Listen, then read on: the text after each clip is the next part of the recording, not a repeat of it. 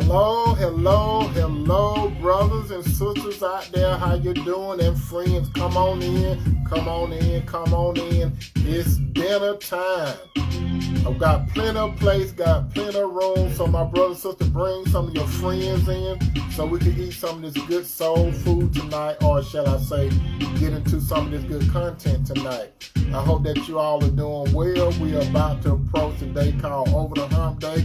So I'm going to get you to Over the Hump Day with the Lord's will.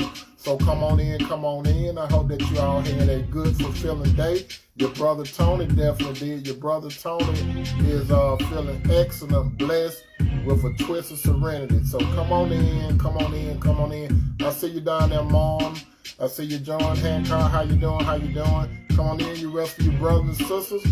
Got a few more seconds. Well, about a minute and a few more seconds before we get into the broadcast. I'm going to allow a few more people to come in so they can get part of this soul food tonight. So get ready. This is going to be a very, very good show this evening. And we're going to be talking a little about the word called separation. A lot of you all would like to know about this. It came to my attention, so I'm going to address it this evening. So get ready.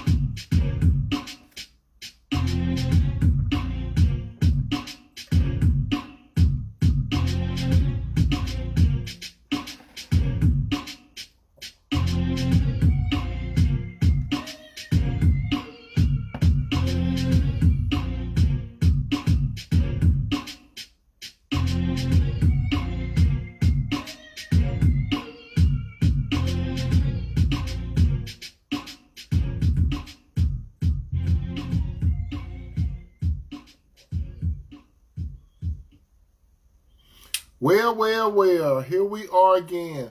For those of you that this might be your first time looking at this broadcast, allow me to introduce myself. My name is Tony M. Toomer, and I talk about relationships. When I talk about relationships, I talk about relationship pertaining to that of a man and a woman that should be serious, that should be committed and move towards a covenant relationship. How you doing, Brother Nate Stewart? I'm glad that you got home safely. How you doing, brother? How you doing? If this is your first time looking at this broadcast, my brother and sister, you came at the right time. It is dinner time. How you doing, Sister Flora Martin? It's dinner time, and we got some good soul food this evening. I hope that you be able, I hope that you came hungry for these words that I'm going to impart to you. You can get something out of it, and we're about to get into it right now. As I said, for those of you that coming in, I talk about the relationship between a man and a woman from a biblical standpoint. When I say a biblical standpoint, God had a unique relationship with the man and the woman, Adam and Eve. He brought Eve to Adam, and once he brought Eve to Adam, Adam said, in the presence of God, bone of my bone, flesh of my flesh, I should call a woman because she came from man. Now, if you believe in any other type of relationship, you have what is called a free will. God gave you a free will, but God only view a relationship between a man and a woman. When you look at it from God's word, that's how he view it. And that's what God sanctioned, but you can do whatever you choose to do. So with that said, we're about to get into tonight's topic. Tonight's topic is when you separate from your relationship, you are in the danger zone. Again, when you separate from your relationship, you're in the danger zone. Now, what does this mean, Tony? Where are you coming from with this?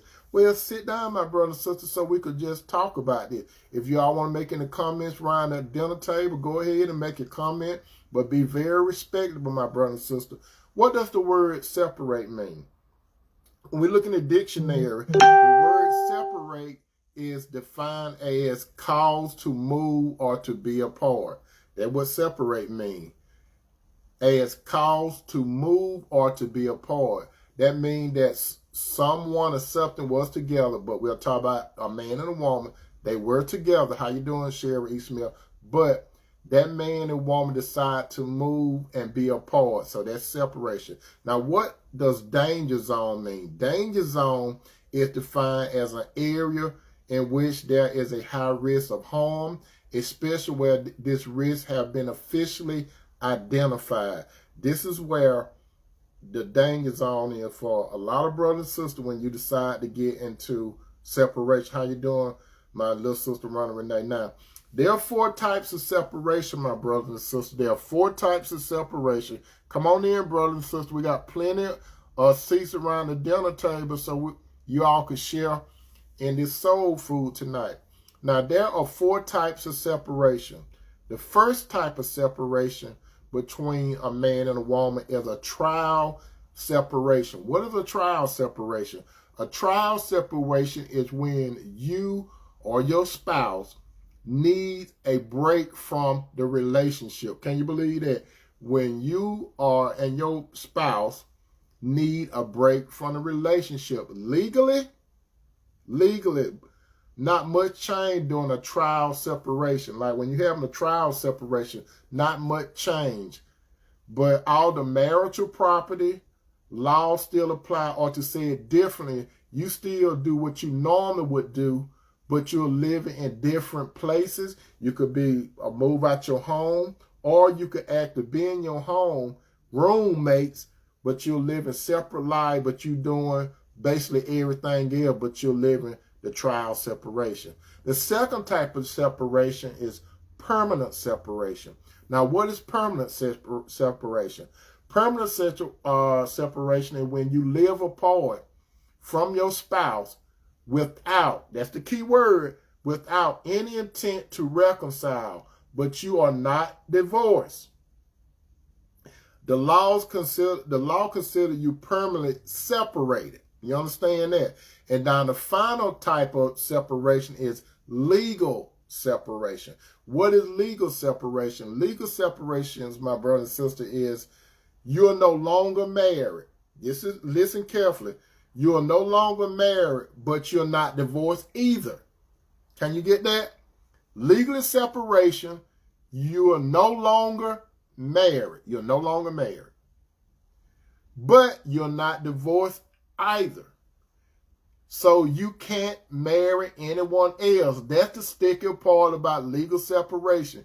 You are in limbo when you call yourself being legally separated.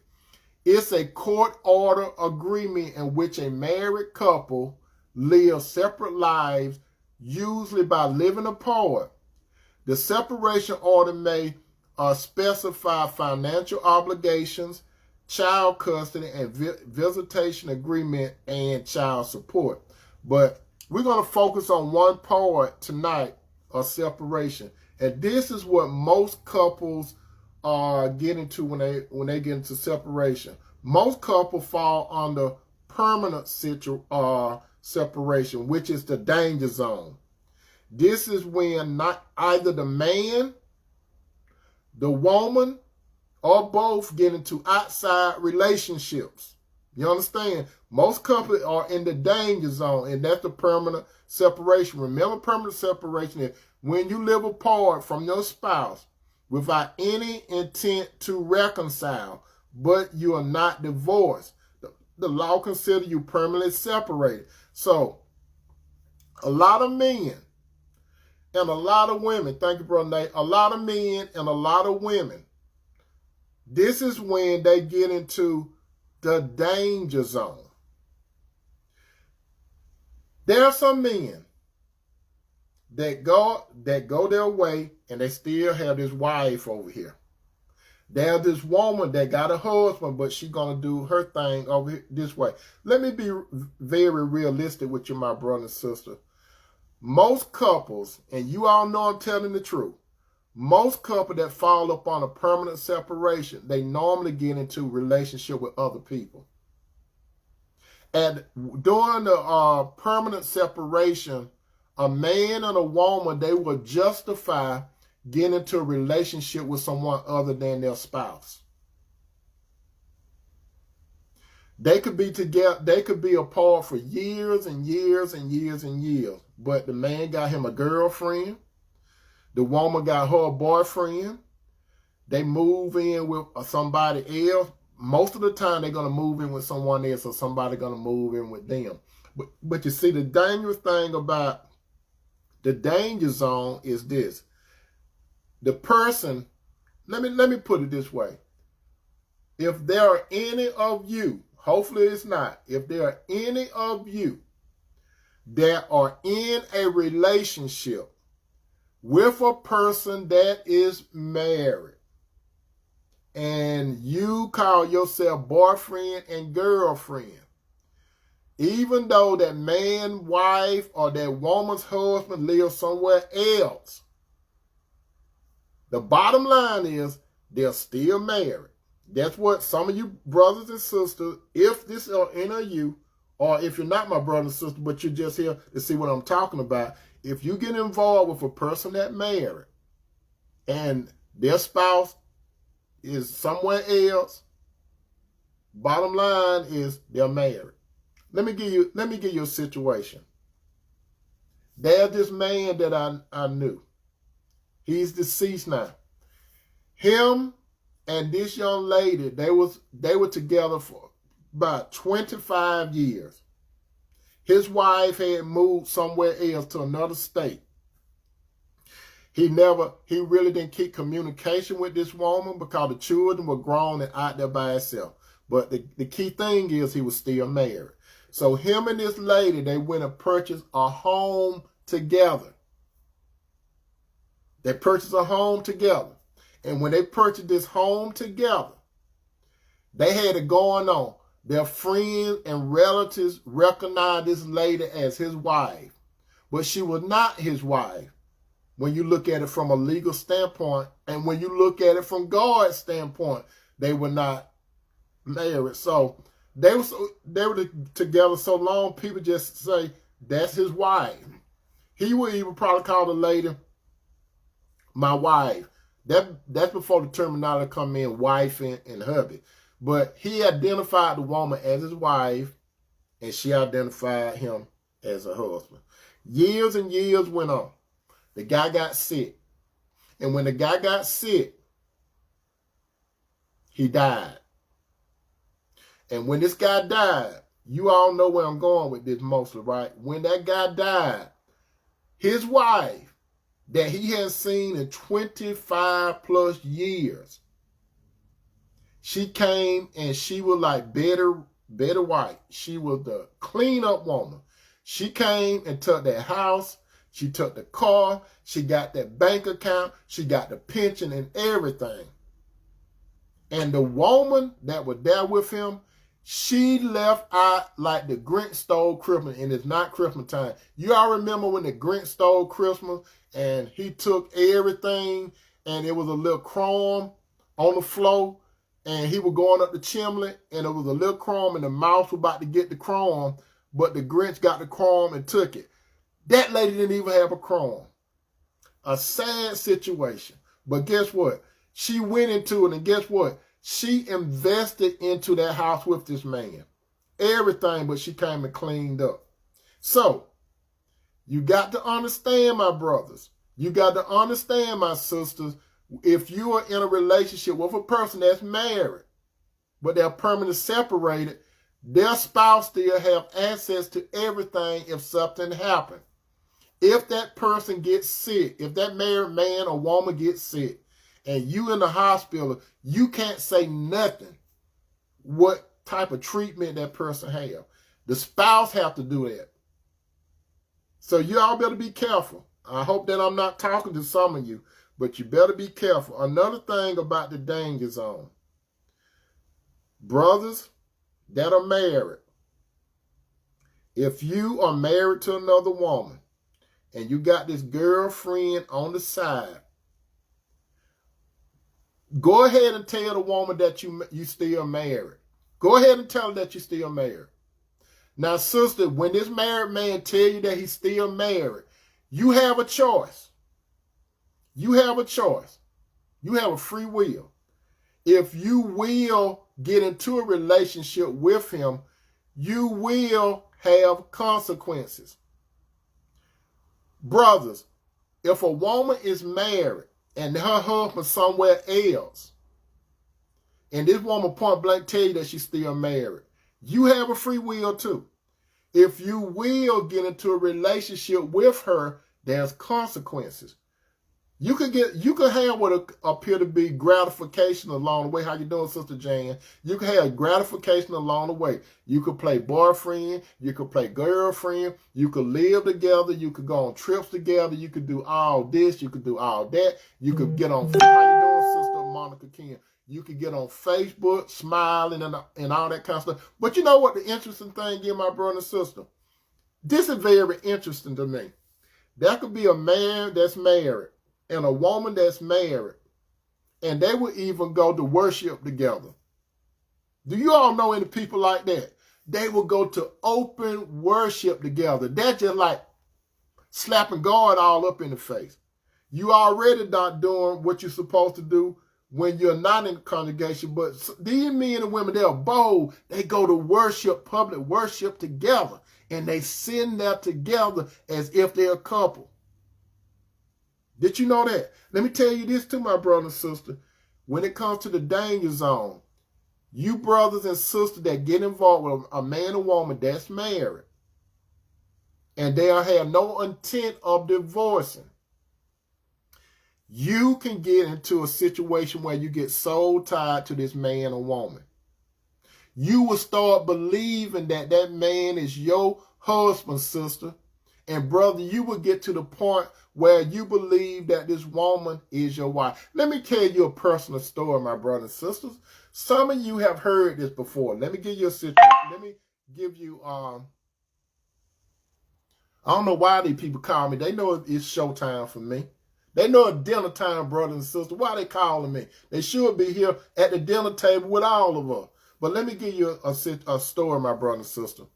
Many, many years ago, once upon a time, when I was like Cameo, I was doing the single life, right? There was this young senorita I met. I met this young senorita, and she gave me the appearance like she was single. I asked her, was she in a relationship? And she said, no, I'm not in no relationship. I'm all to myself. I'm not committed to no one. This is what this sister said. I'm not committed to anyone. Okay. So I said, okay.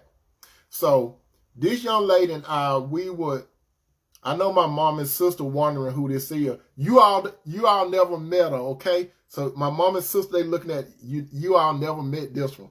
But anyway, let me get back to the story. This young lady and I, we were normally having a good time and all that kind of stuff, right? But it was a gnawing feeling in me. It was something gnawing, but I could not put my finger on it.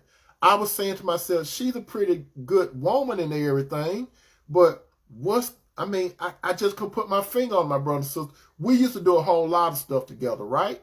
How you doing, Brother Moses? We used to do a whole lot of stuff together, right? But I was still looking for a woman, possibly be my wife eventually, okay? But I was dating this woman, and it wasn't for a long period of time. Remember what I told you, my brother and sister, that a man knows within a short period of time whether a woman is wife material or not. She appeared to be wife material. Remember that word. She appeared to be wife material. She played the part very well, right? And I was just thinking, everything is going good, but it's just something about this woman I can't put my finger on. So, and I kept that to myself. So this one particular night, we went to this restaurant. Some of you have heard it before, but I'm going to tell it again. We went to this restaurant. It was a nice restaurant, and we were sitting there eating. You know, we were chopping it up and all that kind of stuff.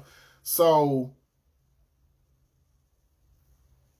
we was talking, and I said something, and then she said something about her husband, and then she caught herself, and then I was like, I was cutting my steak, right? I was cutting to that steak, and I was looking down, and she said something about her husband. Then I said, you all know on the cartoon when it's when the car stopped, I stopped with that knife, and I looked up and I said, what did you say? And she said, and she changed the subject, right? So I said, are you married? And she started talking about something else. And I listened to what she said. I say it again. Are you married? And she started talking about something else, right? So I put my fork and my knife down, and I looked her dead in the eyes, and I was dead serious with her. I said, okay, I didn't let you go to the left. I didn't let you go to the right. I let you climb up. I let you climb down. But you can't get out of this. Or just answer this question. Are you or are you not married? Just answer the question. And she reluctantly said, yes, I'm married. And I said, you're married. I said, that was the knowing feeling that I had about you. That was the knowing feeling. Sister Monica say, women have a lot of power. I don't want to hurt another sister like me. Women do not respect each other. I believe more women who are willing to cheat with married men. I believe it is less men who cheat. Okay, we could talk about that a little short, Monica. We could come back to that. But anyway, she said, I'm married. And I said, you're married? And I said, that's the feeling that I was getting. So I said, that's what it was that was going on. And she said, I said, where your husband at? And she said, he live up north. I said, where north? And she told me the state where he stayed at, right? And I said, why you didn't tell me? I said, you told me that you were not in no relationship. You said you weren't tied to nobody. But I said, you lied and you got a husband up north.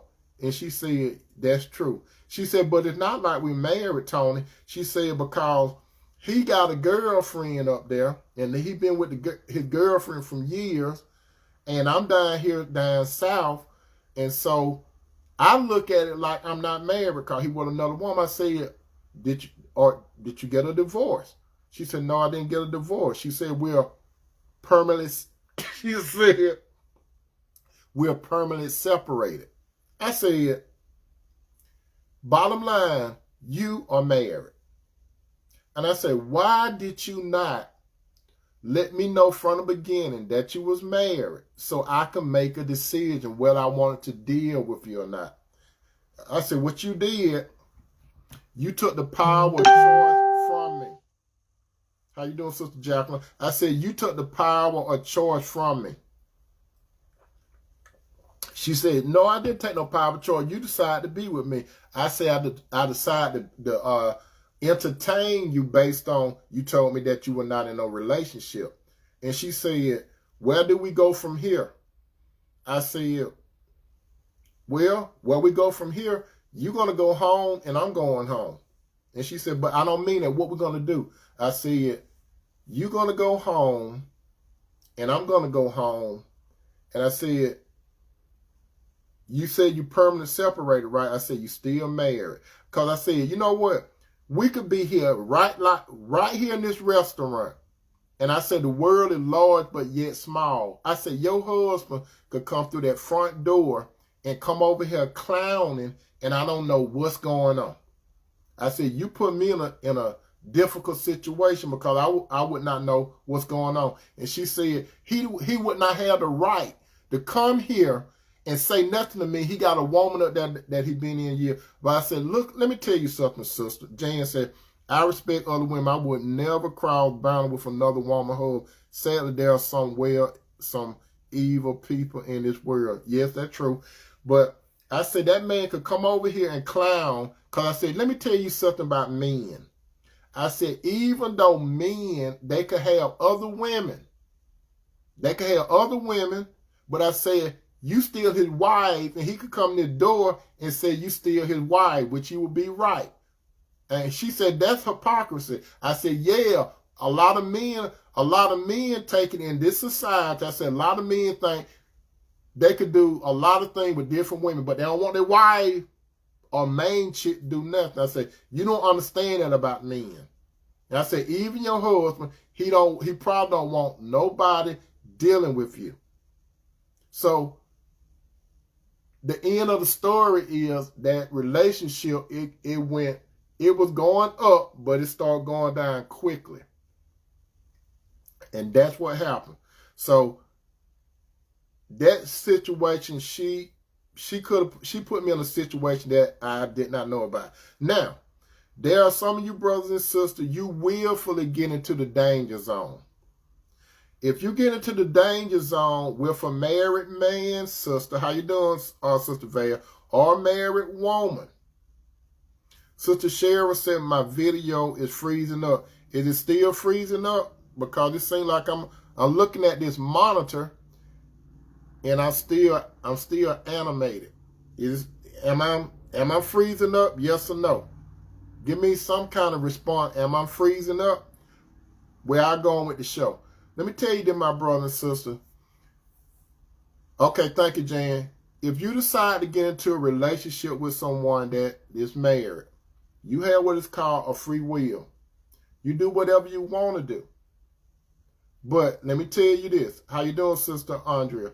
Let me tell you this. If you decide to do it, do you think that God going to endorse that type of behavior? Do you really think that God is going to be with you on that? Your family might be in there with you. Your world might be in there with you, but God is not going to be there with you, my brother and sister. You think you happy, don't you? You can't be happy. You can't get a lot out of a person that's already in that situation. You understand it? You can't do it. And let me tell you this. If you one of these people, brothers and sisters, if a man divorced his wife to marry you, if a woman divorced her husband to marry you, what makes you think that God is going to bless that situation? Especially, sister, if that man know that you was already married to, let me back up.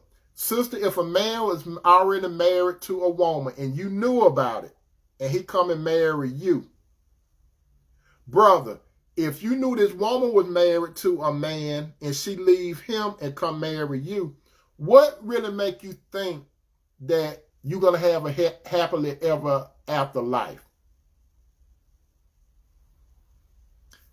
Married brothers and married sisters, let me tell you this. If your mate leave you to be with another person, that man, brother, did not take her from you. Sister, that other woman did not take your husband from you. The married man that leaves his wife for another woman, that man willfully did it. The married woman that leaves her husband for another man, she willfully did it. No other man or no other woman takes your wife or take your husband. They do it willfully. Now the real nitty-gritty part of it is this. Let's look at it God's way. Let's talk about God's way when it comes to separations, because some people want to know about how God really view it. We finna get into how God view it, okay? When it comes to separation, okay? Separation, God's way. Now, you are familiar with Apostle Paul, right? Apostle Paul, his name used to be Saul until Jesus knocked him off his horse when he was going to harass some Christian on the road to Damascus. Because you got to understand, Saul, before his name was Paul, he did not believe in Jesus. He thought Jesus was an imposter, right? So he would persecute the Christian, right? So I got to give you a little history about Paul, okay? So while Paul and some more guys, they got the papers from the Pharisees, and they were on the way to Damascus to mess with some Christians. Let me tell you something. Do you all not know that Paul had a hand in killing Christians and tormenting Christians before he became Paul? We're talking about that Paul, okay? Now, while Paul was on his way to Damascus, during the noonday, a bright light shine on him, and it was at noonday. And you all know noonday, the sun be high, but it was another type of light that knocked him off the horse, right? And the men around him, they heard a voice, but they didn't know who was talking. They actually heard Jesus' voice. Paul seen him. Paul was on his butt on the ground, looking up towards heaven. And Jesus said, Paul, Paul, why dost thou persecute me? And he said, who art thou, Lord? And he said, I'm Jesus, that you're persecuted. It's hard to kick against the prick. What do Jesus mean that it's hard to kick against the prick? Put this in your mind. If you are on a farm and you have a stubborn donkey, right, and you have this device to try to break up soil, right, and the donkey don't want to move, it with this long stick, what they would do, they would get this stick and they would jam it on the donkey butt, and the donkey would move. That's what Jesus was using that illustration. So Paul, when Paul was attacking the Christian, he was directly attacking Jesus. We talk about this Saul, but his name became Paul later, okay? Paul went 3 years in Arabia. He went 3 years from society to study with Jesus. This the Paul we talk about, Apostle Paul. Now we're going to get back to separation. I had to give you a little background on Paul. Now, this same Paul was moved by the Spirit of God. Paul handled this separation 2 ways. He handled it from the Christian standpoint, and then he handled it from the married Christian and the unbeliever. We're going to talk about the married Christian first, right? The married Christian. This is what Paul said. It is written in 1 Corinthians 7, chapter 7, 10, 11. 1 Corinthians 7, 10, 11. 1 Corinthians 7, 11. This is what Paul said. Keep in mind, these are 2 Christians, okay? A married man and a married woman, and they're both Christian. Listen carefully. This is going to take care of a whole bunch of confusion about staying together and married, right? Now, the man and woman that are Christian, this is what Paul said. But for those who are married, listen carefully.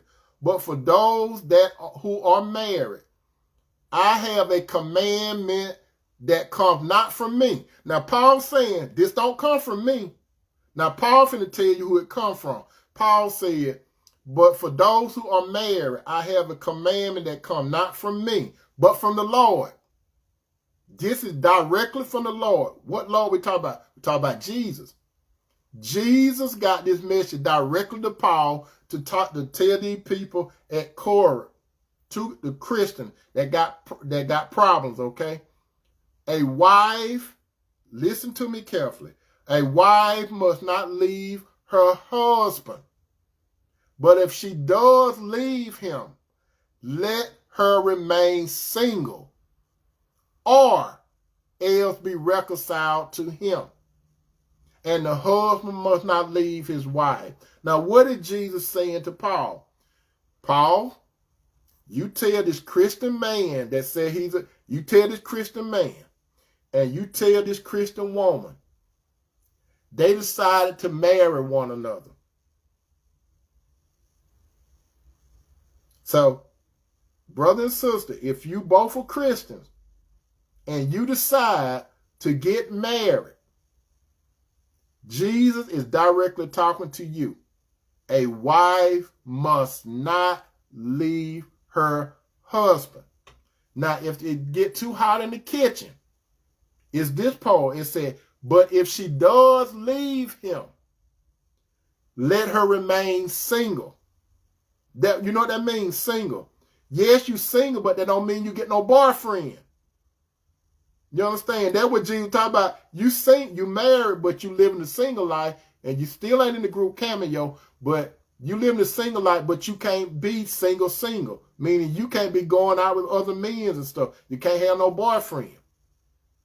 So while you out there, sister, if you're going to be with another man, you need to talk to your husband and reconcile to him. The same thing, brothers. If you are a Christian man and you can't leave your wife, but if you do leave your wife, you are in the single mode, but you're not single. That means that you're single, but you can't have no girlfriend. If you want a girlfriend again, you got to talk to your wife and try to get back with her. Now, here goes another part where Paul addressed.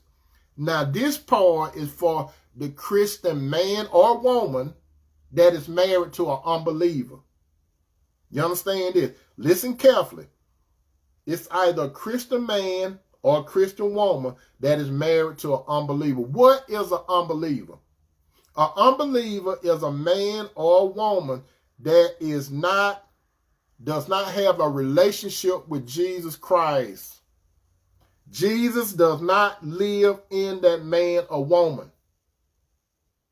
We talk about the real Jesus. The real Jesus does not live in that man or woman. Even though they go around saying they believe in Jesus, Jesus is not there. You, Christian brother, you knew it when you married that woman, Christian brother. Christian sister, you knew it when you married that unbelieving man. Now, Paul finna address this about separation. It said then in 1 Corinthians 7:12, again, 1 Corinthians 7:12, 1 Corinthians 7:12, Apostle Paul wrote this. He was inspired by the Spirit. He was allowed to write this, okay? He was allowed. Listen carefully.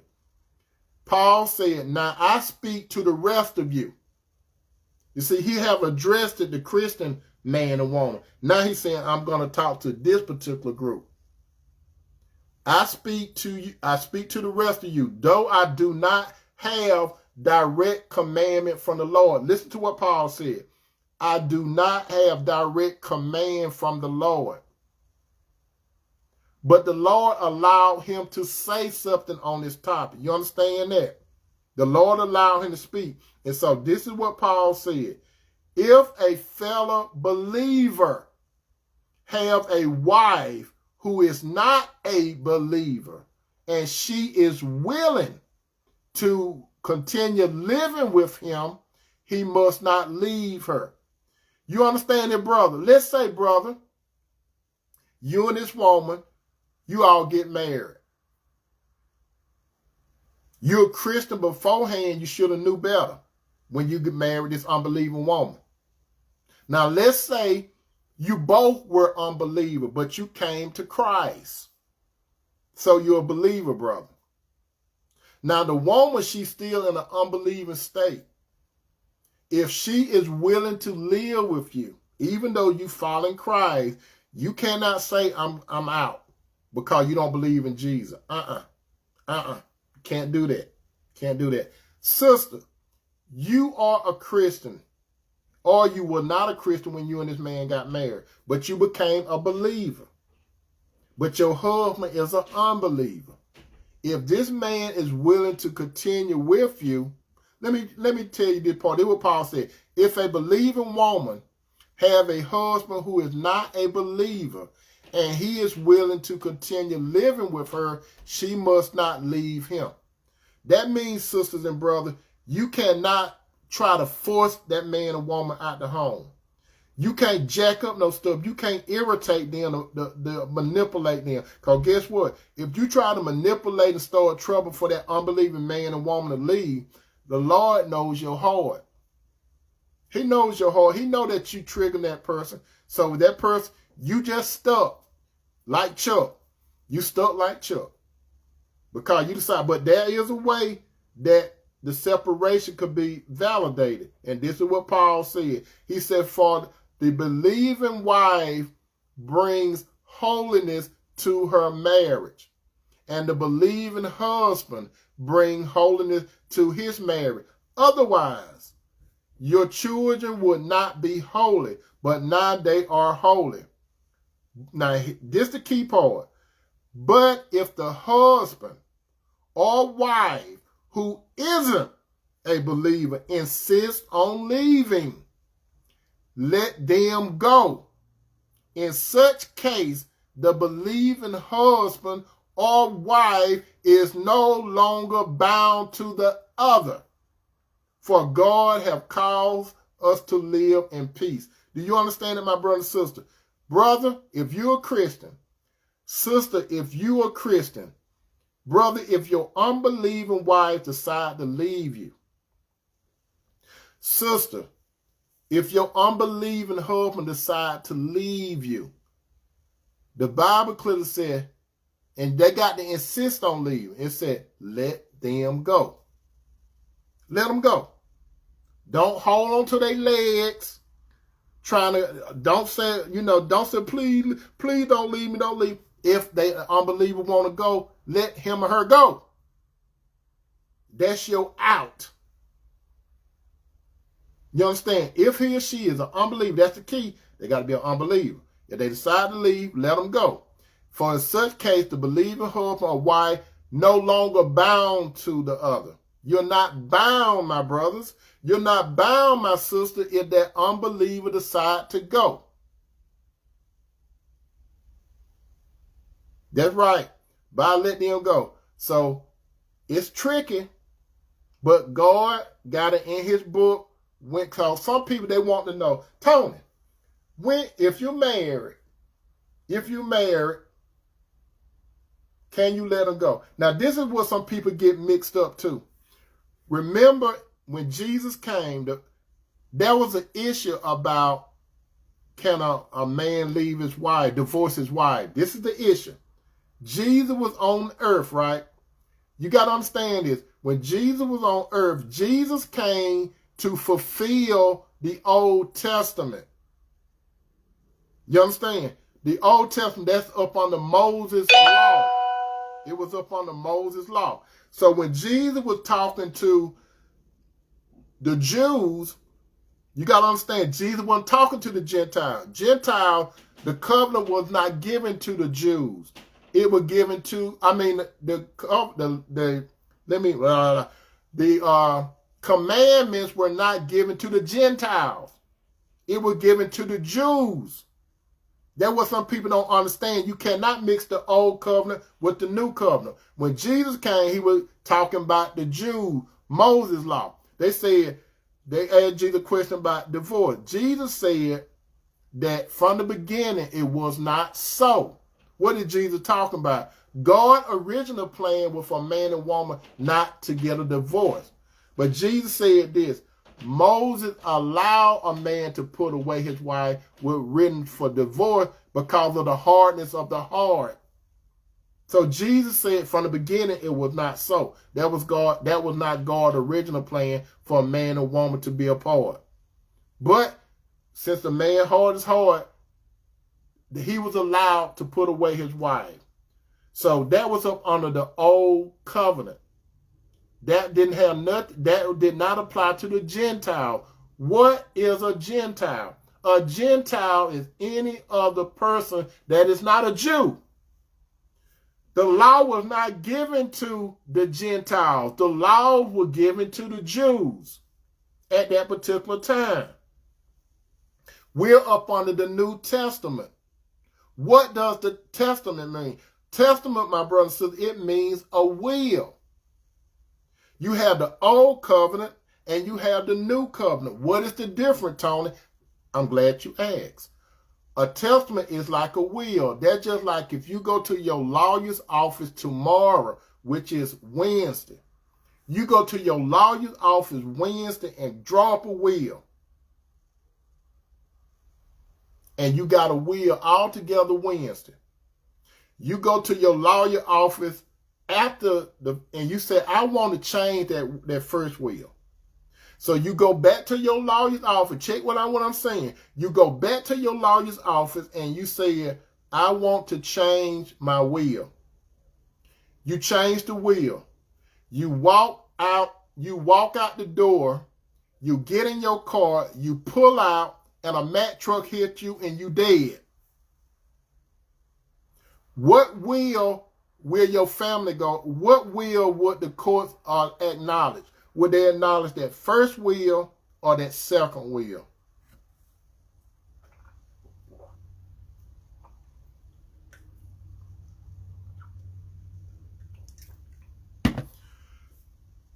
If you get hit by a Mack truck, my brother and sister, the most recent will, that's what the law is going to acknowledge. That first will, it's gone away.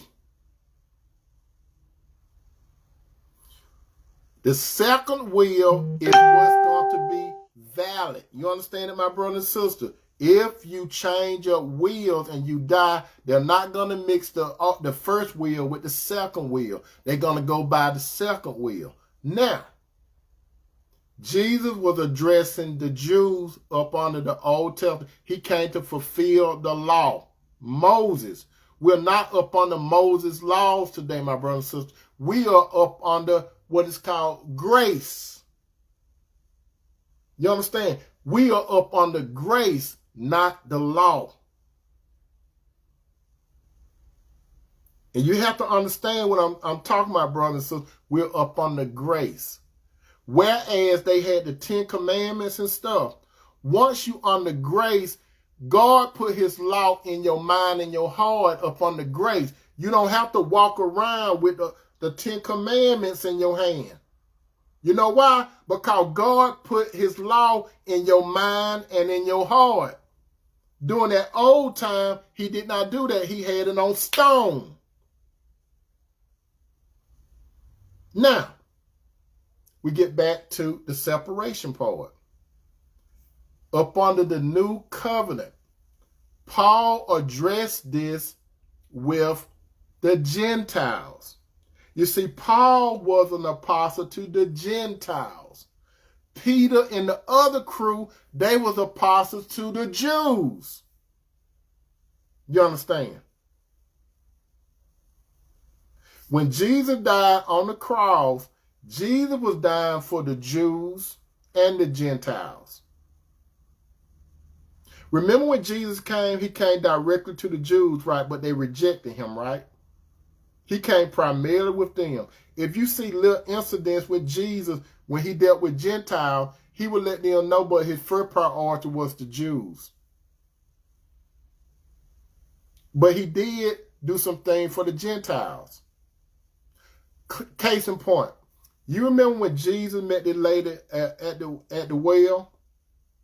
When Jesus was traveling with his apostles, I'm not getting off the topic, so everything I'm saying relative to the topic. When Jesus met this woman at the well, he was tired. He sat down to rest. His apostles, they went into the city. She was a Samaritan. She was not 100% Jew. You got to understand this. Jesus and this lady had a conversation. Jesus said, "Give me some water." And then the lady said, "Why are you talking to me? You a Jew. Jews don't have nothing to do with us." See, she understood. Jews, they pulled themselves away from other people that were not Jews. You understand? So the woman said, "Why are you talking to me? Jews don't have nothing to do with us." Jesus said, "Give me some water." Because the lady came to get some water. And she said, then they got into a conversation. Jesus said, "This water that you about to get, you're going to get thirsty again. But I got some water that you will never thirst again." Jesus would talk about eternal life. You see, he would talk to the lady about the physical, and he would talk about the lady about spiritual. And that lady said, "You ain't got nothing to draw no water with," because she didn't see no bucket or nothing in Jesus' hand. So she thought Jesus would talk about physical water. Jesus said, "I got something that will spring up in you to basically," and I'm paraphrasing this, "to eternal life." And then the woman still was skeptical of Jesus. She's a Gentile now. And Jesus said, "You know what? Go get your husband. Go get your husband." And the lady said, "I ain't got no husband." Jesus said, "You right. You done had 7 husbands, and the man that you living with is your boyfriend." And the lady idea like this: "How you knew I had 7 husbands? And how you know that the man that I'm rolling with is my boyfriend?" That shocked her, right? Then she said, basically, well, y'all said you're supposed to worship God that way. Then Jesus just cut through the chase and said, "You worship what you don't even know you're worshiping. Unbeliever." So this lady, she went to the city and she told everybody about this man that told her everything. While she was going to the city, his apostles, they were coming up and they seen Jesus talking to this lady. And they had some indifferent feelings about Jesus talking to this lady, because guess what? They Jews, but this lady wasn't a Jew, but they seen Jesus talking to someone that was not a Jew. That should have gave them an inkling of who Jesus really was, more of proof. Okay? Now, another thing that Jesus did, there was this man that his child was sick. He was not a Jew. He was not a Jew. He sent word to Jesus to come, to heal. I think his servant. Yeah, his servant. So Jesus was about to come. And this captain said, tell him he don't have to come. Just give me the word. And that shocked Jesus. Jesus said,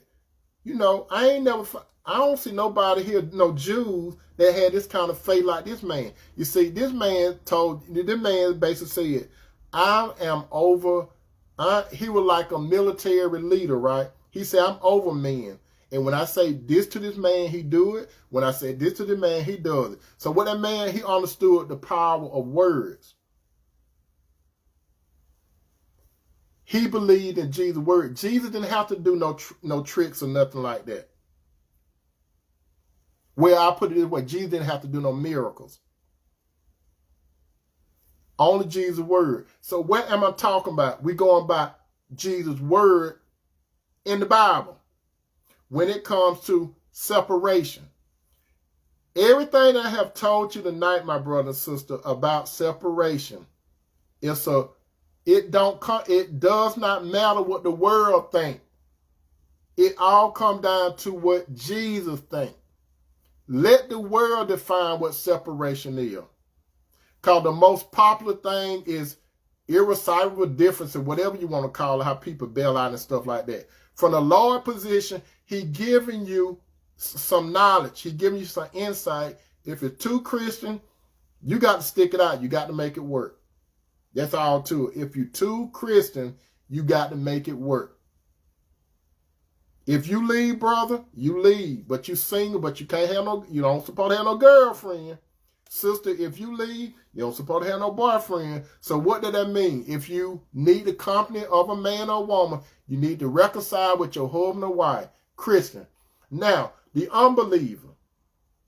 Christian unbeliever. If your unbelieving person want to stay with you, my brother and sister, you cannot force them out. You cannot irritate them to force them out. They have to leave on their own free will because they get tired of you talking about Jesus. They don't like what you are. If your mate that you're married to, my brother and sister, if you see the flesh and spirit are going to always battle. The more you get into Christ, you Christian brother and sister, the more that mate that around you, they might despise you. But another thing too, that unbeliever may become a Christian based on how you act. And let me tell you something, sister, especially you sisters. Some of you sisters, you all have a hard time.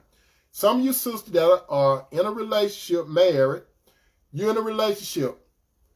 How do you win a man to Christ? Sister, let me tell you how the Bible says. All you have to do, you don't nag him. Because guess what your unbelieving husband going to do? He's going to be watching you. He's going to watch you. Don't think your husband ain't going to be watching you, sister. A meek and quiet spirit in the eyes of the Lord are precious. All you have to do, sister, to win your husband over, it may take years, but you decide to marry that man anyway. It may take years. Don't tell him you need to get saved and all that. Don't throw that kind of stuff in his face. Men have a hard time listening to women. You win him over by how you talk to him. You still talk to him with respect. Even though you think that he don't deserve it. You still, and that's another thing, sister, if you married to a man, you subject to him, whether he's a Christian or not. You decide to marry. You can't just because you're a Christian, sister, and you're in a relationship with a man that's not a Christian, you still up under him. You decide to get up, you decide to marry that man. So you still got to respect him. Brother, you got to respect your wife. It's harder for a woman trying to win a man over than a man winning a woman over. Because you see, women are made to naturally follow a man. Women are really created naturally to follow a man if you follow Christ. It's not natural for a man to follow a woman. That's why a lot of sisters, you get resentment. Because men really aren't made to follow women. The Bible clearly say that the man was not created for the woman, but the woman was created for the wife. Separation. I'm going to close with this. Brother and sister, separation applies to a man and a woman. Before God, not before the world. Listen to me carefully. And I hope that I don't lose no friends tonight. Separation only applies from God's perspective, not from Tony's perspective. God only look at a man and a woman. They're either engaged, moving towards marriage, or they're married. If you're not engaged and moving towards marriage, marriage is the key thing. That's what God want to put his stamp on. If you're not married and you're in a relationship, brother, if you're in a relationship with a woman and you're not married, but you're doing things like married people doing, you are fornicating. Sister, if you are in a relationship with a man and you're not married, you're fornicating. How do I know? Because I used to fornicate a lot. When I was married, I was into some fornication. I know better, but I did it. So I used to be single, like you brothers and sisters, but I'm acknowledging that I used to do stuff like that. Like some of you all still doing now. But I can understand, brother and sister. I understand some of you all have needs. But if you want your needs to be met right, you have to do it God's way. Brothers and sisters, let me tell you something. There are a lot of single men and women that say they don't want to get married. I don't want to get married. I just want to live a single life. But let me tell you something. Listen to this, my brother and sister. If you don't get nothing else, listen to this. If you like to have sex, this tell you, my brother and sister, if you like to have sex, you were created to be married. If you like to have sex, it's that simple. God put sex in marriage. That's why God wants sex to take place in marriage. That tells you you're supposed to be a wife, sister. If you like to get on, get down. Brother, if you like to get down, that telling you were made to be married. It's that simple. The flesh part, that's from a fleshly standpoint. Now, if you don't have a need, brother, of a woman, sister, if you don't have no need of a woman, you truly are, quote unquote, single. But if you have a need, if you have an itch, sister, for a man, brother, if you have an itch for a woman, you're supposed to be married. I'm not holier than thou. I know where you're coming from. I know about those desires and stuff. I know. So I knew if I want to do that, I know what I was supposed to be married. Eventually, I got married again. You understand? But my brother and sister, I hope that you all learned something from it. Guess what? I'm going to tell you a little about what I'm going to bring to the dinner table tomorrow. At the dinner table tomorrow, we're going to talk about basically when you love someone, but they don't love you back. That's what we're going to talk about tomorrow. When you really in love with someone, what do you do? This is what it is. What do you do when you in love with someone and they don't love you back? It's a whole bunch of relationships. It's some people that I'm talking to tonight. You in love with a man, sister, but you know he don't love you. Brother, that you in love with a woman and you know she doesn't love you. We're going to talk about that tomorrow at the dinner table. Thank you, Sister Carmen. Good night, Jan. My brother and sister, I enjoyed you. I hope that you got filled at the table tonight. Go ahead and Bert, get the toothpick and do like that. sit back and look at TV and go to sleep. Peace out.